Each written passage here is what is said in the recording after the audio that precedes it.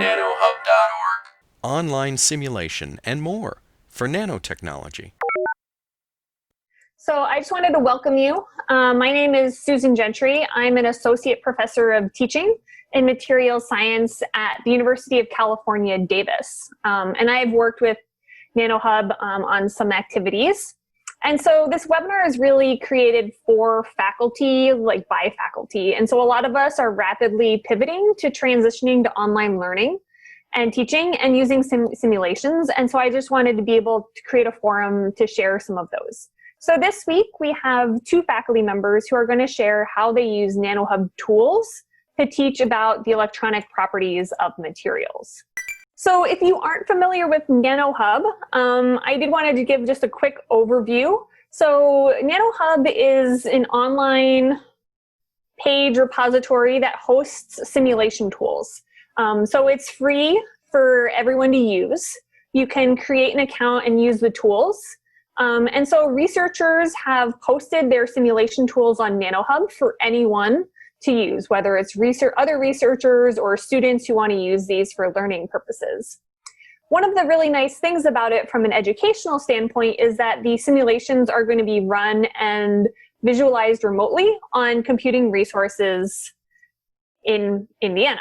And so only a web browser is needed. You don't need to be you don't need to download fancy software. Students can be doing this signing up for a free account. From an educational standpoint, it's also nice because it's a repository for teaching resources. So some of these that are up there include demonstration videos of how to use pieces of equipment. There's some simulation projects. So people showing how they use this in their classes and other types of course activities. As an instructor, you can post some of your resources to nanoHUB to share with others. And some of the advantages of this is there's a fixed web address. And then also you'll get metrics on the number of unique viewers. So one of the learning activities that I have posted has had about 2,000 unique viewers, which is just really nice to be able to cite when you're going through your promotion process and other types of things. So that's what nanoHUB is. I also encourage you, we have two groups that I encourage you to join. I know many of you have joined them, but I wanted to point them out. One is we're sharing the public information on materials science and engineering tools. Those are on the nanohub.org, the materials group. And I'll post the link to that in the chat in a minute. And then we also have an instructor-only sharing page. This is the MSE Instructional Exchange. And so this one you have to ask for permission to join, but people have just been using this to ask for help creating for things for their classes, sharing information on multiple choice questions that you could use in an intro to material science class. But because they're instructor resources, you do have to be approved for that, and so it's not a public page. So that's just a really quick overview of nanoHUB for those of you who are unfamiliar with it. But really, I want to spend most of the time with our presenters for today. And so that's what we're going to get into. Let me just double check. Yeah, okay. So our first presenter is going to be Professor Lan Li. She's at Boise State University. And I'll let her introduce herself. She'll be talking about density functional theory, ab initio methods, and how she uses them in her classes. Hello, everyone. Welcome to our first webinar. And yeah, my name is Lan Li, and I'm associate professor at the Micron School of Material Science and Engineering, Boise State University in Idaho. You know that, and there are different computational modeling methods in the world, and so you can classify them in in terms of the length scales and also the time scale. So today the tools I'm going to show you actually is sitting at the far left, and which is based on the quantum mechanics, and so that means it will simulate the smallest particle in the world. And so why we need to care about that? Because we want to study electronic property, right? And so that means we need to care about electrons and nuclei and how they arrange, how they interact with each other in the materials. And so for the quantum mechanics tools, and sometimes we also call it like ab initios or first principle simulations. And they can calculate like electronic degree of freedom and interaction, bonding, and energy estimation. So once you get the energy, actually you can derive the energy like for a variety of the property, including electronic property, mechanical property, and magnetic property, etc. And so the governing equations and for those simulation tools is Schrodinger equations. And so the tool actually is to solve the Schrodinger equation and for wave function. And once you get the wave function, and then you can derive the equation from the wave function.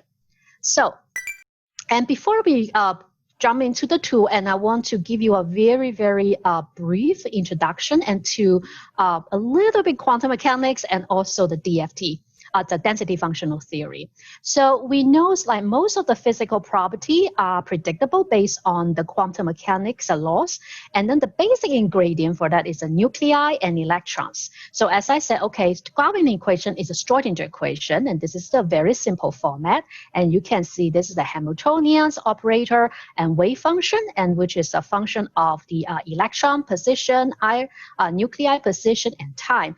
And E, this represents the total energy of the whole system or the material you want to simulate. And for the Hamiltonian operator, you can expand it into 4 different contributions. The first one is the kinetic energy of electrons.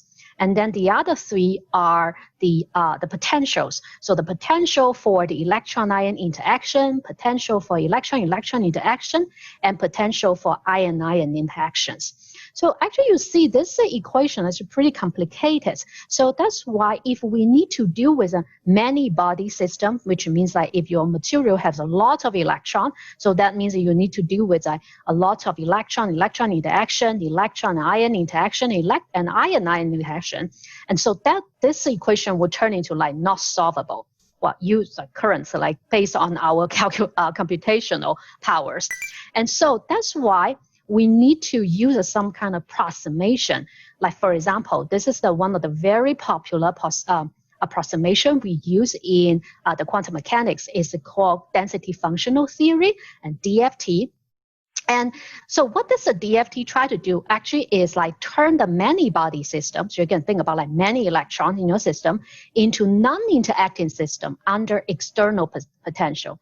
I really like this figure actually to simplify, okay, what the real system look like and what the DFT and try to approximate. So for the real system, if you have n electron, right, in your system, and then they interact with each other, so it's more like a human being, like all the human, just like holding hands in hands. And so you can break down the Hamiltonian in the Schrodinger equation is the kinetic energy plus a bunch of potentials. But like I said, if you have to deal with so many electrons, and this potential will be very complicated and will become a very complicated terms. And so for the DFT is like, they will turn this a human being, all those a human being, into a robot. So it means like they don't interact each other. And so that will be very simple, right, in your equations. And then they just like add the extra term, all those like potential into dump it into this external potentials. And so that means that you will have a 2 term only. One is the non-interacting kinetic energy and plus all the potential, like treated as external potentials. And so based on that approximations, and then this Schrodinger equation, we can break it down into another like a format. And so including the Hamiltonian operators consist of the non-interacting kinetic energy, and then also the ion potential. And this term is called Hartree, is a mean field potential, which is for the mean field density.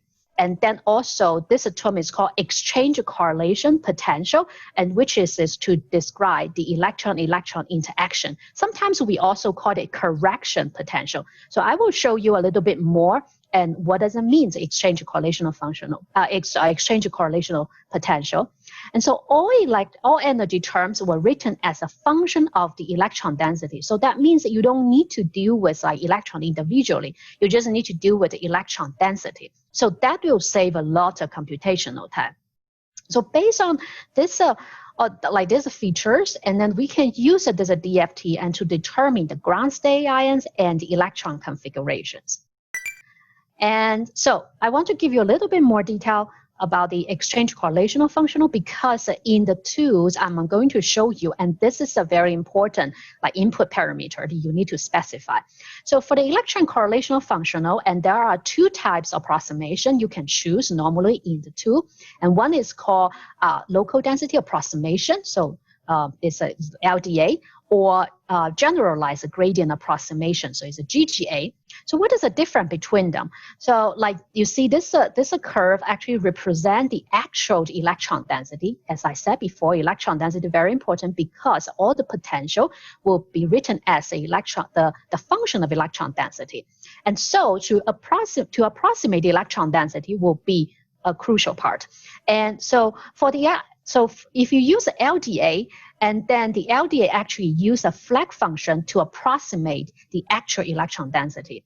If you choose like GGA, and it will include the flag potential and plus also the local gradient in the functions. And so probably you will ask me, okay, how can I choose like which one will work for my system? So it really depends on the material you want to simulate. Like if you want to simulate a box structures, and for example, like just like a pure metals or like a pure silicon, pure carbon. So you can imagine the electron density in your material doesn't change too much. And so we can use LDA to approximate it. But if you have like something, you have a dopant in it, or if you have a defect in it, and so you can imagine the electron density will like suddenly changed and in the material. And so that's why we need to include the local gradient in the electron density. So we will use like a GGA. So that's how we choose like the exchange correlational functionals approximations. And so here I list like other like key DFT parameter you need to like specify in the tools you're going to simulate. And firstly is like the atomic coordinates of the structure you want to like simulate. And so normally you can specify as like probably Cartesians or fractional coordinates. So you will see that later in the tools. And then of course, the exchange correlational functional, and we call it like a correction term for the electron-electron interaction. So you can choose an LDA or GGA. And the third thing is called basis set, and is the set of the basic function and to represent electronic wave function. So in the world, actually now there are two types of the basis sets. One is called Gaussian basic function, so it means I use a Gaussian function to approximate the electronics wave function. And then the other type is called plane wave expansion, so use a plane wave basis set like to approximate electronic wave function. The tool I'm going to use, I'm going to show you today actually is based on the Gaussian basic functions. And then another parameter called mesh cutoff, and which is an energy corresponds and to a finite 3D grid and for the calculation of electron density and the potentials. And so because you can see like the electron density and also the potential is a function of the position. And so that's why we have to define a grid and for them to sample the data. And so you can imagine if we increase the mesh cutoff, and so that means we will have a smaller spacing between the sample, and means that we will have like more dense 3D mesh. And that means we will have a more sample points and for the electron density and the potential. But of course, it will be more accurate, but it will cost more computational time. So it's always the trade-off. Like, okay, you want the accuracy, well, the trade-off between like accuracy and also computational time. So you don't want to have, very high accuracy, but you have to wait 100 million times, like 100 millions, like years to finish your job. So it's always kind of like a balance. And so based on all the features, like approximation I told you, I described it before, and so we can turn the Schrodinger equation into this, I call it like modified Schrodinger equation.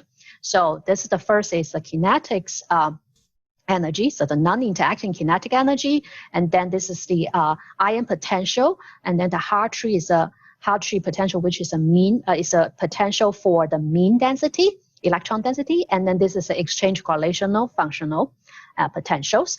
And then this is the wave function for electrons. So you see, actually, I changed this. This is the little I, so it means it's referred to electrons. And this is the epsilon I actually is the energy, and we need to calculate for the band structures. So we solve this equation and for the wave function. And once we get the wave function, and then we can use this a very simple equation to get the electron density. So for today's webinar, we focus on the electronic property. So that means that we need to calculate band structure, electronic band structure.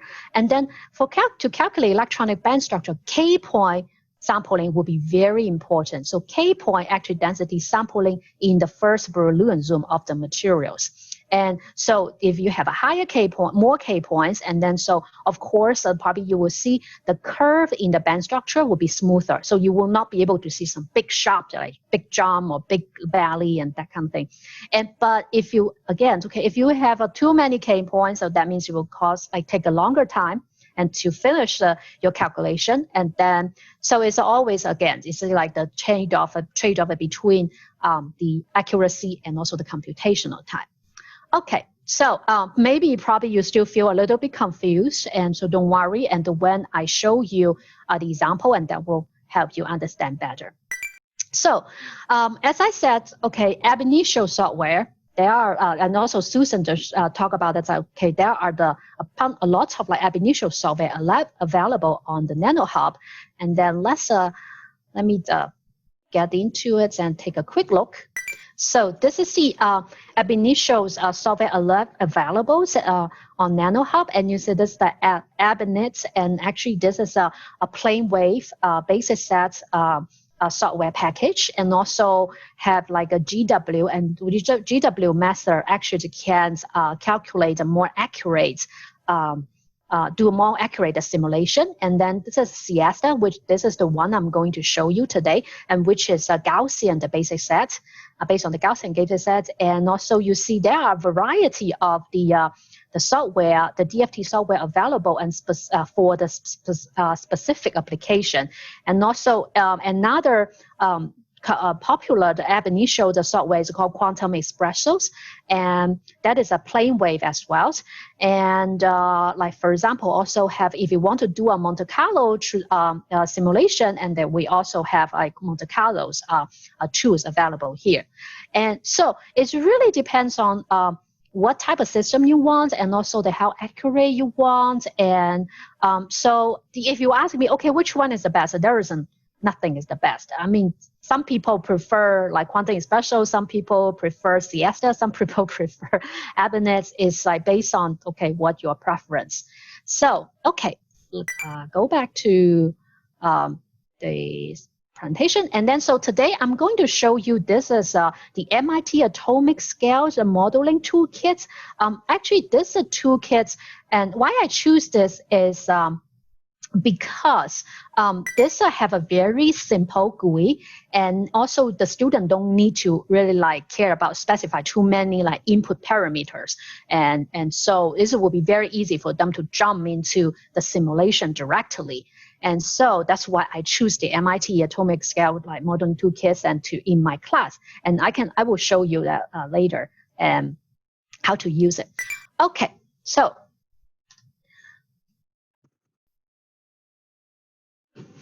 Okay, so Siesta, we are going to use this tool called Siesta, and then the input setups. And so firstly, you need to sign into a nanoHUB, and before you can actually to access the tool.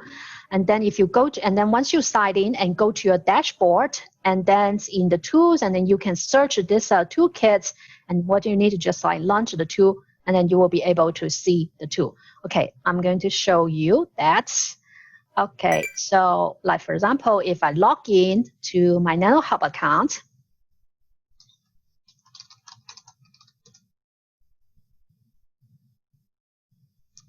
okay, so if I go to the dashboard, okay, so I already have something running, so let me terminate it. Okay, so if you normally, like because I already run like some of the DFT tools, so that's why they keep the record here. But if you're a new user, and then I would suggest you go to the All Tools and then just type in MIT, blah, blah. So just that's the second one pop up. And then I will strongly recommend you like select this heart. And so that means like it will be showing on your favorites and panels. And so next time you don't need to search it. And so hit this launch tool, and then they will and bring you to the MIT toolkits and panels. And so you see this application. And so if you click on so you see that this something show up. So here there's a variety of the applications. And so the ones I'm going to show you is this DFT for solid surface and molecules. So it's called Siesta. So if you select that, and then it will bring you to this panel. So here, this is the panel the student need to specify the input. And so that's why I said it's very simple. So you don't need to worry about too many like parameter they need to understand and before they can jump into the simulations.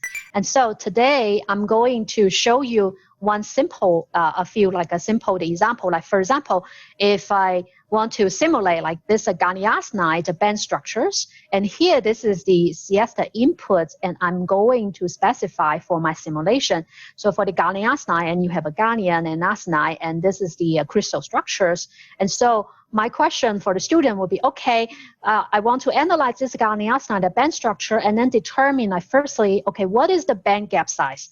And then is it like this a direct or indirect band gaps?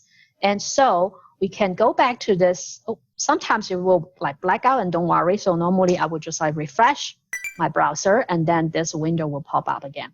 So firstly, for the exchange correlational functional, and if you click on here, you see this they have an LDA or GGA method approximation you can choose. And then so I say, okay, I choose the GGA.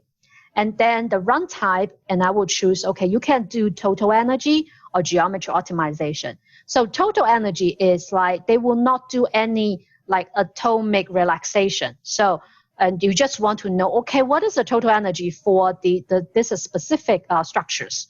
And then so you can choose, so that's the total energy for. If you choose a geometry optimization, and actually that is for what the tool will do is like, okay, if your structure is like, you're not quite sure if the atoms, the atomic like position, the coordinates are correct. And so I want the system, actually the tool, to help me to find out the best position and for the atoms. And then I will choose a GGA. So we'll choose like a geometry optimizations. And then this one, this is the basic set. And here we have a 3, so it's a very good, like they will tell you, okay, this is a kind of like pool, a single zeta. Pool means like, it will finish very quick, but you just get a very rough like result. And single zeta means I just use one single Gaussian to approximate your wave function. And then the double zeta, normally I choose this one, is like, it will use like a 2 Gaussian function to approximate the wave function. And P stands for polarization. So it means that we also consider spin up and spin down effect in the simulation. And so normally I will just, okay, I choose the decent one, the double zeta with the polarization. And then, okay, and the next thing so we need to specify is the type of the system. And so you can choose like solid, surface, and molecule. So each of those like system, each type, and then they will pop up with a different example. And I will show you later. So here, okay, I just stick with the solids. And then I know the gallium arsenide is the phase center qubits. And so here, if you click on this example, and then you see they have a variety of examples actually available for you to choose. So why I like it is because I can just use this example and as like a starting point. So what I need is just like probably modify the coordinate or modifies the atomic species. And then so I don't need to search, okay, what kind of coordinate they will be. And probably like, for example, if I choose like this time, I choose, okay, I start with the gallium arsenide, right? And then so you see actually the lattice type, lattice constant is already available there. So you don't need to go to, do some literature search and then to find out, okay, which one is like is which lattice constant is for the gallium arsenide. So it will kind of save you a lot of time. But sometimes you say, hey, actually, if I want to do something similar to gallium arsenide, but I want to, but it's not real gallium arsenide, it's another kind of system. And then, but I don't want to look for like a lattice constant. Can the tool find it for me? Yes. So that's why we want to change this runtime to geometry optimization, because the tool will optimize the structure for you. So even this is like a little bit far away from the optimized structures. And so another one, I want to change it to, okay, the mesh cutoff and will be 300. I increase it, and because I want to do a band structure calculation, and normally the default like 100, and that will be good enough for if you just want to do like some geometry optimization, simple, like want to find out what is the best, the ground state, like structure, and for the material. But when I do the band structure calculation, I want to get them more accurate for the simulation. And then for the K point, so the default is a 4, and then so normally I would double it because of for band structure. So it means like I want to sample more K points in my Boolean zoom, and then I will be able to get, okay, see the curve actually is smoother, and I will not have like a big shot. And then again, okay, for the coordinate, so you see the coordinate already available. So here, this is the first line, actually specify how many number of the atom in the unit cell. So you just need to simulate the unit cell. So here we say, okay, 2, and then we have a galliums and arsenides. And so you probably, when you look at my structure here, say, hey, there are more than 2 atoms in the unit cell. So don't forget, actually, this software, they will also consider space groups. And so it's not like the space group is not P1. And so they also have a space group. So that means that you just need to include, okay, one atom, and then so they will have a mirror atom and add it in immediately, automatically in the system.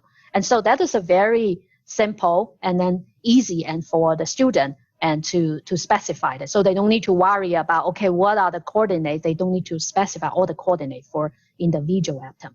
So after all this and double check, so like the exchange correlation from GGA, runtime, geometry optimization, basis set, we choose a double zeta with the polarization, type of system solid, lattice type, phase center qubit, lattice constant, K point, and then, so this is a gallium arsenide, and the mesh cutoff is 300, and then we hit simulate.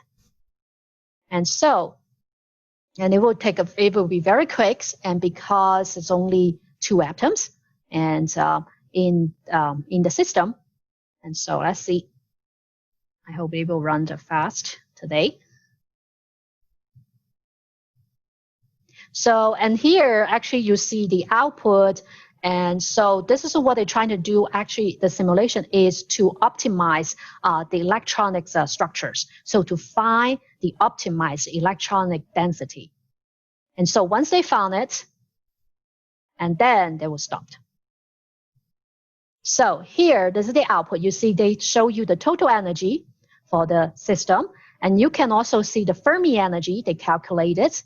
And you get the position, the relaxed position, and also the forces like apply on the individual atom, lattice vector, stress vector, cell volume, etc. So if you click on this like arrow here, and actually you will get the XYZ coordinates. So this is X, so it's in the Cartesians. And also the density of states. So you see here, this is a total density of states. And so this is a 0. So this red line represent the Fermi energies. And then so you see this is they have the band gap here. And also I love something is very cool. This is called total and projected. If you click on this purple here, and you see actually this blue line show the total energy, and for the spin up plus the spin up and spin downs. And then also you see the Fermi energy, and also they break it down into, okay, what is the electron density for the gallium? What is the electron density for the arsenide as well? So you can select, like, for example, and this one is the galliums and spin up, spin down electron density. And this is the green line is the electron density, spin up, spin down, and for the arsenides. So that's a pretty cool, like the student also they have the scale here, and then they can roughly read, okay, what is the band gaps and for this material. And then they also have like band structure, you can plot it, and so the student can, okay, this is the band structure we get, and then so the student can just like download it. So hit this, right click, and you can save it as any format and anywhere, and the student want to, and then they also can print it out.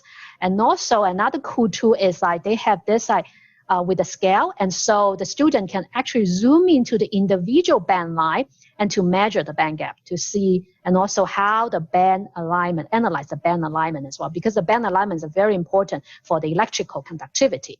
So this is, and if for this researcher, okay, they say, okay, I want to actually do some further study. I don't want to run on the band nanoHUB, and they can even like download the Siesta input file, and then they can submit it, use this input file and submit to any high performance computing facility. And so that is another way to do it. And so, okay, so this is the one of the examples. And the other example I want to show, okay, before I show you another example, I want to summarize it. So the input file, like exchange correlational functional, the GGA we use, actually is to calculate this term and in the Hamiltonian, and we use the basis set DZP, double zeta polarization, to describe the wave function. And mesh cutoff, we use a 300, actually is a bit higher than the default, and because we want to calculate the band structures. And so again, if you larger cutoff and then smaller spacing and more dense of 3D mesh, it means that you get more sample point in the electron density and also the potential. So another here, because of the time, I'm not going through, okay, what the K-point sampling means. So I have some PowerPoint skits, kind of like some simple summaries and for the K-point sampling, because the student still very confused about the difference between real space and reciprocal space, and then K-point sampling. And so I do include like a very short YouTube video and to explain what this reciprocal space is, and then so why we need to care about the K-point sampling. And so that's a kind of like some quick note for students. And then another thing I want to show is that, okay, we know the gallium arsenide, and probably I want to show the student, okay, what happened if I change it? Like for example, I changed the arsenide to another species in the same groups, and so that will be very easy to do it in this the nanoHUB. Like for example, if we back to here, oh sorry, the black light, so we need to flash it, and so we can go back to the input, and then just need to change this like AS to P arsenide, and so. And then everything, we keep it the same. And so probably you say, hey, probably the lattice constant will not be the same or something. Don't worry. And then, so because the geometry optimization will find the lattice constant for you. So, but for here now, it just will take a little bit long time to find that like optimized lattice constant. And so here, because of the time, and so I just type it in the most, like the closest lattice constant, and for this system. So, and then I can, okay, hit simulate. So it will run again. And then, so because of the time, and I want to jump to the result. So what you will get something, okay, this is another band structure, and we just change one of the species. And then so you can show to the student, okay, see, okay, how different is it? Like very, very obvious, you can compare the band structure actually become bigger. And also but the band alignment look still very similar.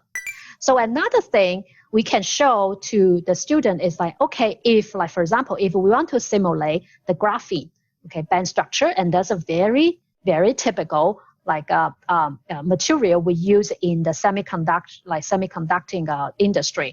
And so in the nanoHUB, actually they do have the graphene sample, and so if we go back and then we can go to this example, and then you can see actually this is a graphene. And so the graphene sample is already available. So you don't need to change anything. You can just stick with it. And then also the student will say, oh yeah, this is a lattice type. We change it to hexagonal close pack now.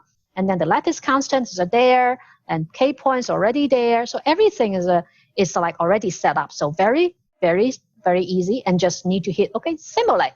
And what I do actually is like I use this graphene to introduce about like the 2D materials, like a electronic property for the 2D material. And then I will ask the student, okay, after you get this graphene, what happens if I do some like doping?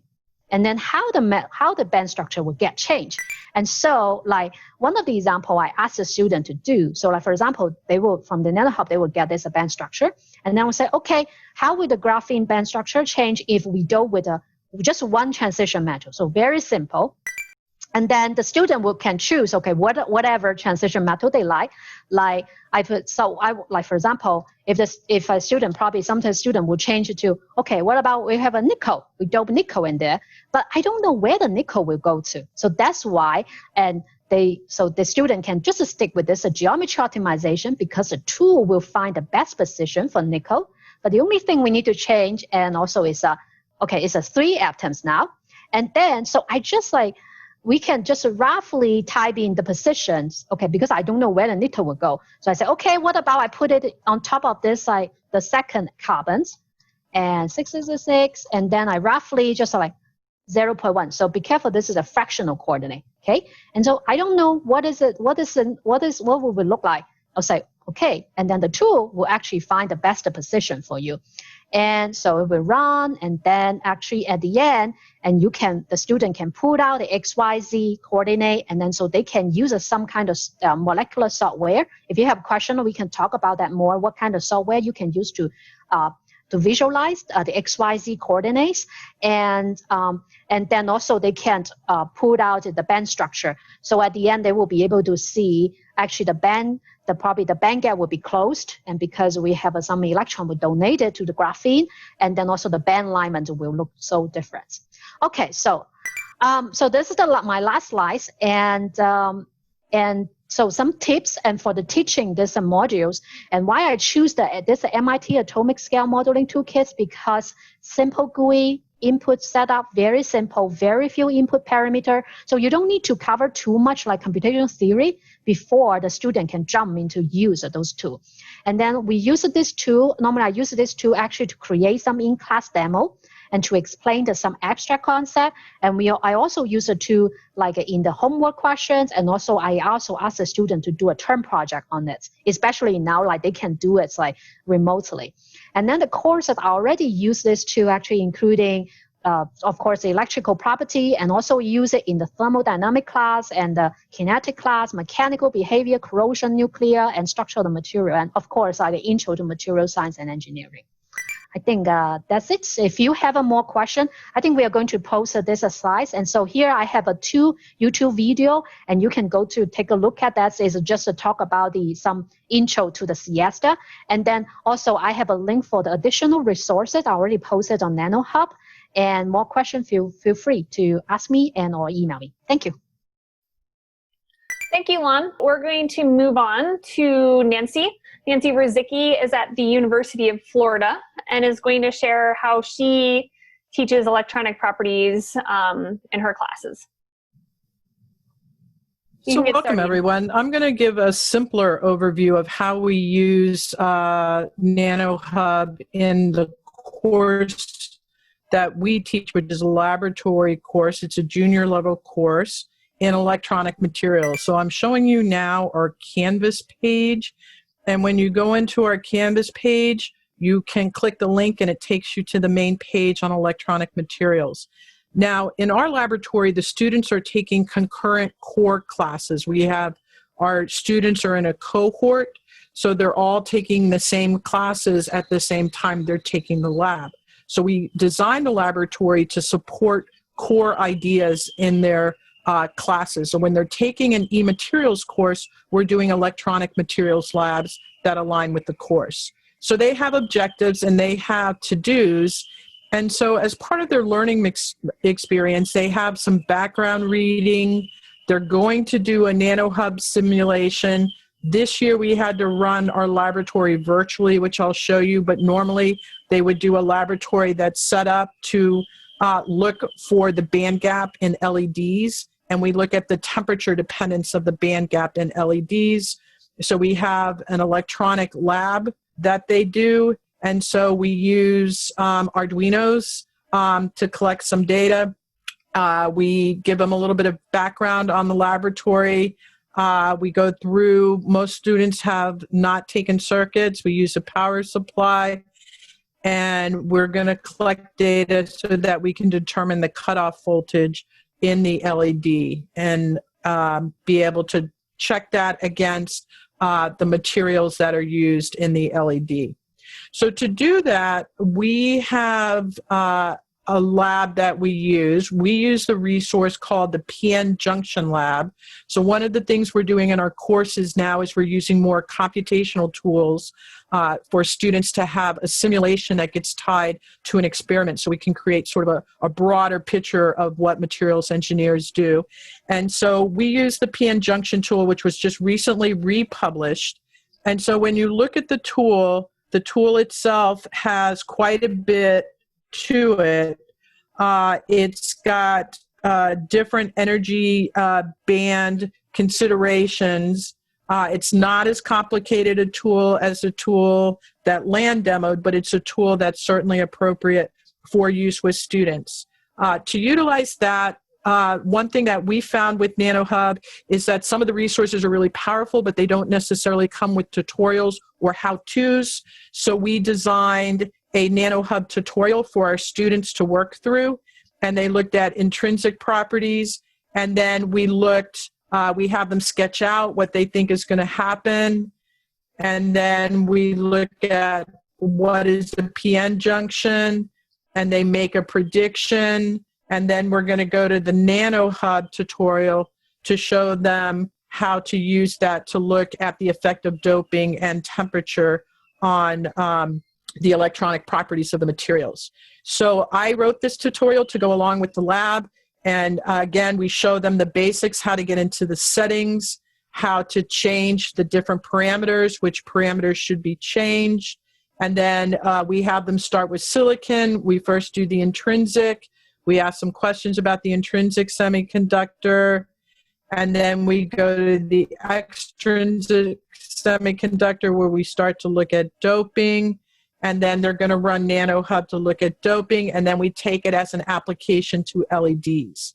So hopefully by the time they go through this, they have some understanding within the PN junction what's going on inside the material. And what we like about this is that the students, depending on their level, can do some fairly complicated simulations. So you can change the structure. So we generally, in our labs, we change with the acceptor and donor concentration.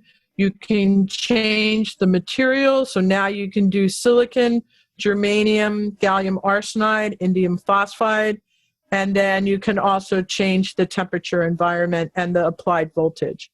And so our students find this really useful. We find that students struggle with the band gap and really understanding band gap diagrams. Additionally, it helps them understand the IV characteristics, which is what they're going to do in the lab.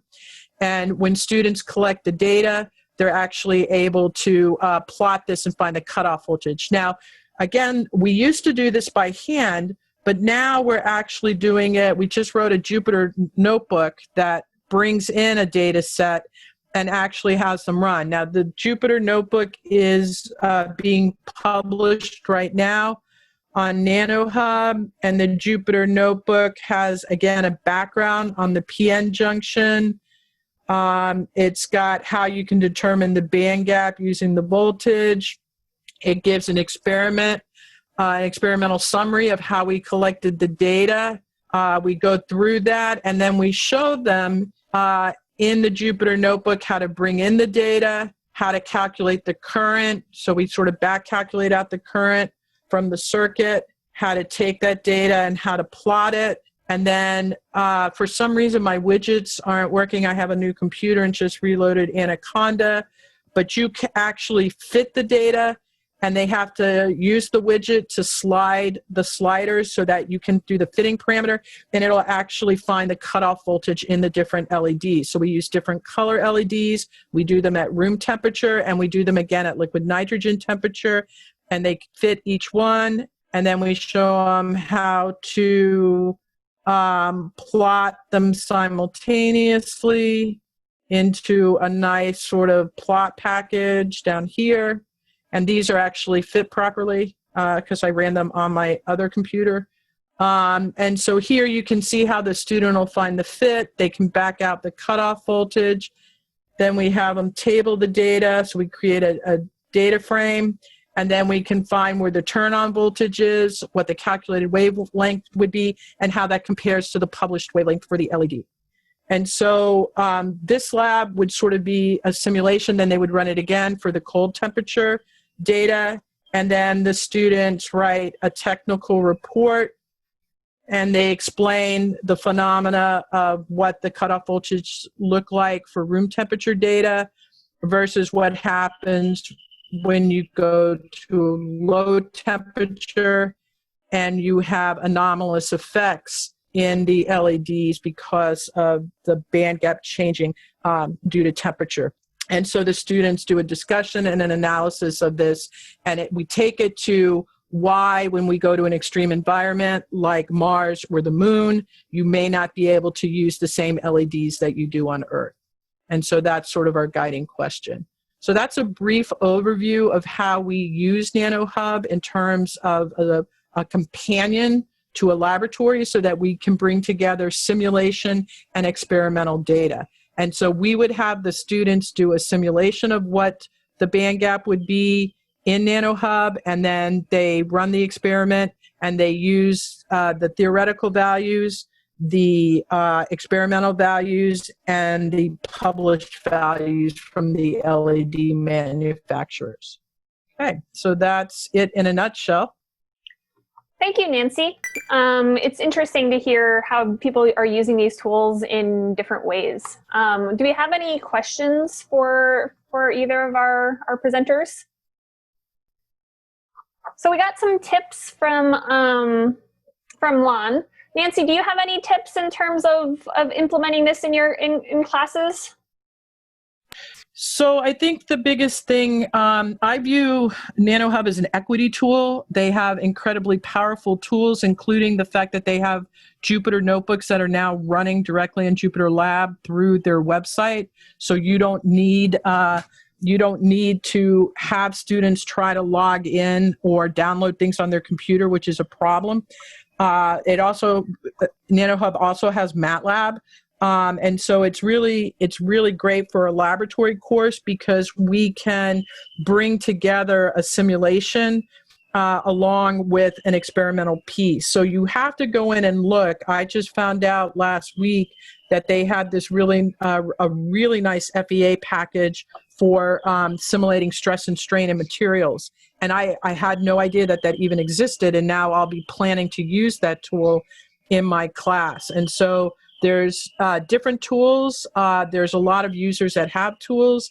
So the best thing you can do is post a question to someone on the hub about a tool that you're interested in or something you'd like to use as a companion in your class, and someone from nanoHUB will get back to you and tell you what may be available. But I will tell you that we're going to be creating a lot of remote notebooks for data and data analysis. And so we'll have those available for instructors that may want to use those for their remote laboratories. Yeah, I think I agree with Nancy. And besides, if you need help from nanoHUB to choose which tool, and if you have anything you want to post, for example, if you have any code or module you already created and then love to share with in public, and also it can help you probably write some proposal and then to NanoSF, and so nanoHUB then also can help you have a specific technician to help you post your code on the nanoHUB, so you don't need to worry about any technical issues. And related to both of those, this is where on the materials group or the materials exchange group, there is a discussion board, and so you also can post questions and ask for suggestions from the broader community.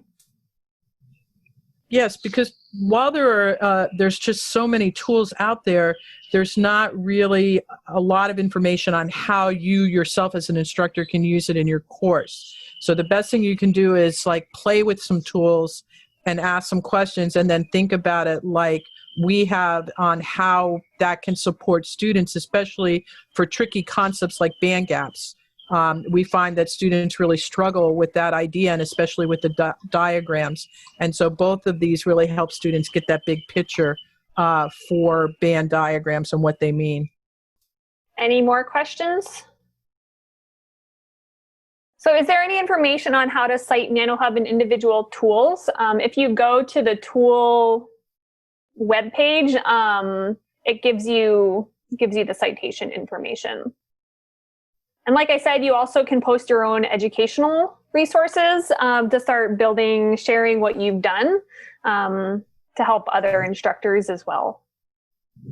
And there are actually entire courses that have been posted up to nanoHUB, and there are videos. Oh, so Jupyter notebooks are a shell essentially that rides on Python code, but it creates subcells and does like LaTeX formatting at the same time. So when I'm going to share my screen and just show you real quick the Jupyter notebook. So when you look at the notebook, and it looks sort of like it looks like a page or a wiki, and yet you can embed text and calculations and images, and then you have code blocks that the students run. And so here we're pulling in an Excel spreadsheet that we made with data, and you can see to the sidebar that I have a room temperature Excel sheet. And so it would actually read in the students' individual data if they were running the labs themselves, or we can read in a dummy set of data for a remote lab. And then we're teaching them a little bit of computer programming so that they can format and plot tables that they could put in their report. And then we show them how to do the curve fitting at the same time to find the cutoff voltage of the LED. And we actually do the calculation to find the current and append it to the table. So Jupyter notebooks are nice because they're fairly simple. They have extensive libraries. nanoHUB's really great because it has every widget in the world loaded up, so you don't have to worry about having students try to load extensions. It will load them themselves. And so you can do nice plotting and data. It does ANOVA. It does Bayesian. You can do all kinds of data analysis with Jupyter notebooks. And so again, this is something that can be simple. It can be something more complex. And Tanya and I have been doing some tutorials for faculty on Jupyter notebooks, and we invite people, Tanya and I are teaching people how they can do Jupyter notebooks in their class. So for the participants who are here, so join the materials group. It was nice to have a last question about Jupyter notebooks. Because we'll be our next webinar will be on using Jupyter notebooks, how to set them up in nanoHUB, and going through some examples that faculty have put together. Again, these are allowing you to integrate your teaching with computational modules or like little snippets of code that students are running. If you need help with any of these tools, I'm working with nanoHUB this summer, and so I'll have some open office hours. Those are posted on the webinar webpage. I forgot to link it here. But those are going to be Tuesdays, 2 p.m. Eastern, 11 a.m. Pacific. If you have any questions for any of the specific presenters, our contact information is listed below. And then finally, Tanya included the survey link. Please go submit the survey for us so we can get some information for our sponsors and for our personal use. And then, yeah, so that's it. So thank you very much. Thank you to Lon Lee and Nancy Ruzycki for presenting and sharing the work that they've done on electronic properties.